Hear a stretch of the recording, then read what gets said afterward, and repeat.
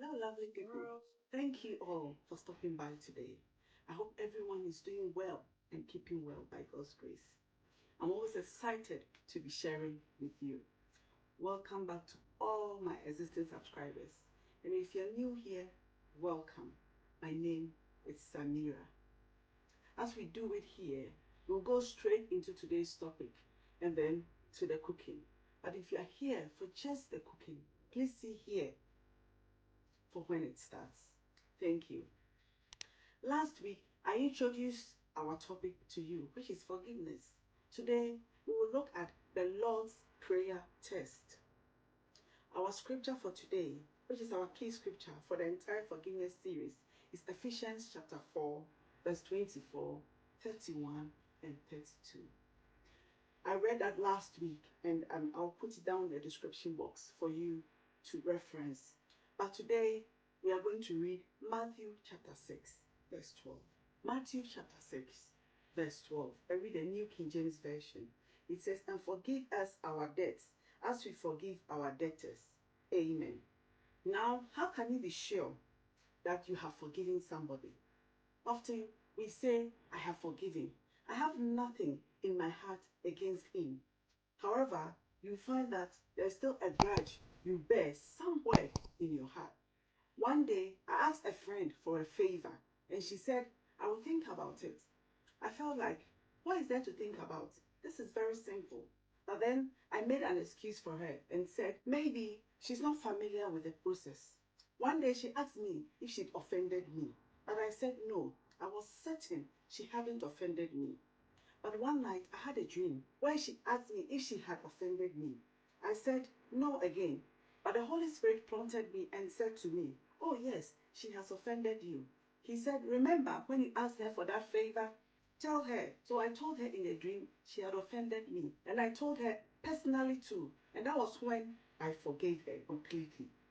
You may think that you have forgiven, but to be sure that you have forgiven someone, you need to use the Lord's Prayer test. This is the test to prove whether you have truly forgiven your offender.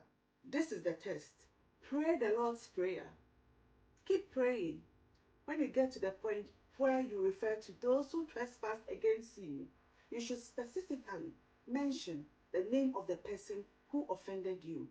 It is important to specifically mention the name of that person.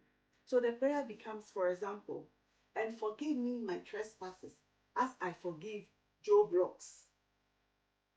In other words, if I have not forgiven Joe Blocks of their sins against me, please, please do not forgive me. If you're able to pray that, asking God to forgive you, specifically in relation to your forgiveness of certain people in your life, it is very likely that you have forgiven them. However, if you cannot mention the person by name in this prayer, then you have not forgiven. Apply the Lord's Prayer to every ugly or unpleasant situation you have ever encountered. This will help you to determine whether you have truly forgiven the person, because you need to do so. May the Lord strengthen us to be able to forgive, and may the peace of God that passes all understanding be with us as we learn to forgive easily. Amen.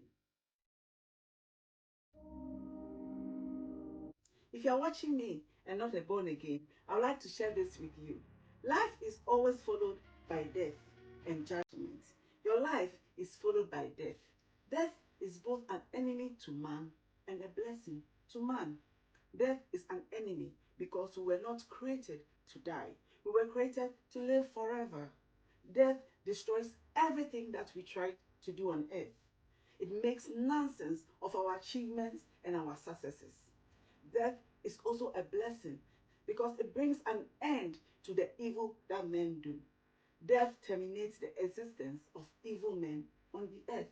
Can you imagine if people like Hitler, Stalin, Idi Amin, Bokassa, and so on lived forever and continued to practice their wickedness on mankind?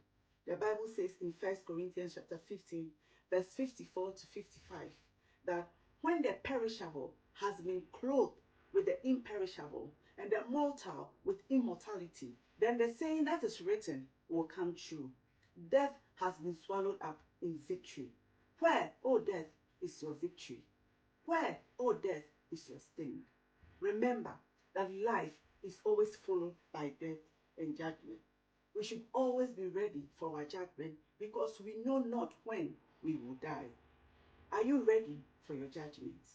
Will you stand blameless before the great judge? If you want to give your life to Christ today, so that when you die, he will receive you into his bosom and you'll be able to stand blameless before the great judge, then pray this prayer with me. God is definitely saving your life today. Lord Jesus, I come to you as I am, a sinner. I believe that you died for my sins. So please forgive me of all my sins. Forgive me of all my mistakes. Wash me and cleanse me with the precious blood of Jesus. Make me a new person.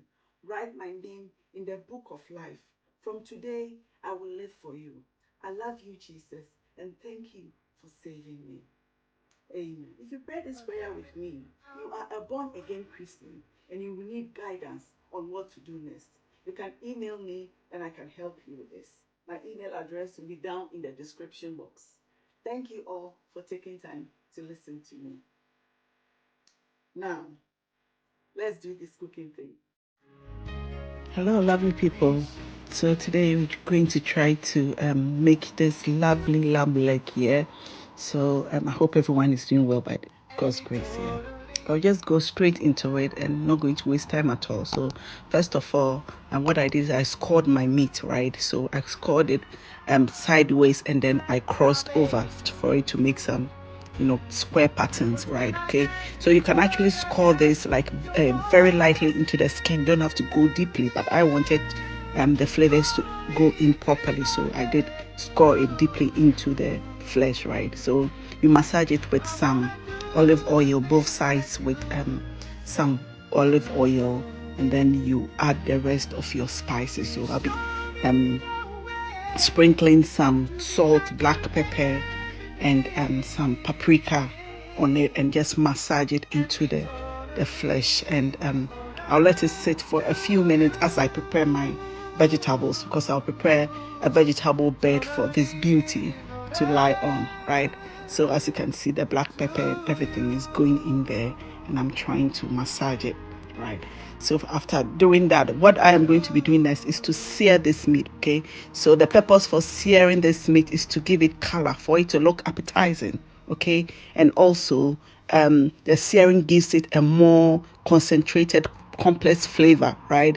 So it gives it the crust that is more intensely flavored. That's all. The crust will make it very, very flavorful, right? So you make sure you sear every side. I had a little frying pan, so it couldn't fit everything in, but it works. It did actually work. So at this point, after searing, all that I'm going to be doing is pushing some garlic in. So just cloves of garlic, I just crush them and cut them into quarters, okay? And then I just make incisions into the meat and push it down into it, so that as it cooks, the garlic flavor will just find its way to penetrate. So here I have some sprigs of rosemary, and I'm just wrapping it with some sage.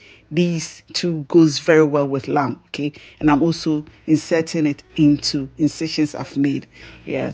So as it's lying down waiting for me to finish with this bed, I cut some vegetables for the bed. Okay, so these vegetables, once the meat is cooked, the lamb is cooked through, I'm going to be using it for my gravy. Okay, so we're going to make our own homemade gravy. So just chopping some green, some leeks, some red onions, carrots, and yeah, now add some of the spices, the herbs I use, not spices, the herbs I use. I'll be adding some of the herbs. So you see me add some rosemary and the sage I used, and I'll spice it with salt and some black pepper. Okay, see, and then sprinkle some olive oil on it. Okay, this is very easy. It takes a lot of time, but then it's quite easy to make. Yeah, so well, it takes a lot of time to cook because it's going to be in the oven for over an hour, depending on how you want it. So if you want it well done, it goes in for longer. If you want it to rare, medium rare, I think this went for medium rare, so it was like 45 minutes. Okay, so I added some water and then it went into the oven, and now I'm trying to do everything quickly. Okay, and now it's ready, so I'm wrapping it for it to rest. It needs to rest, right?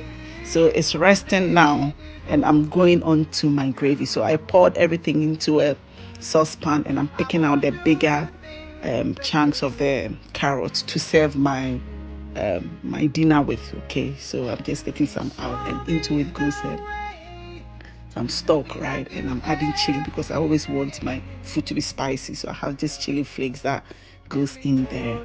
And I added some mustard. Okay, so a bit of mustard to go in there.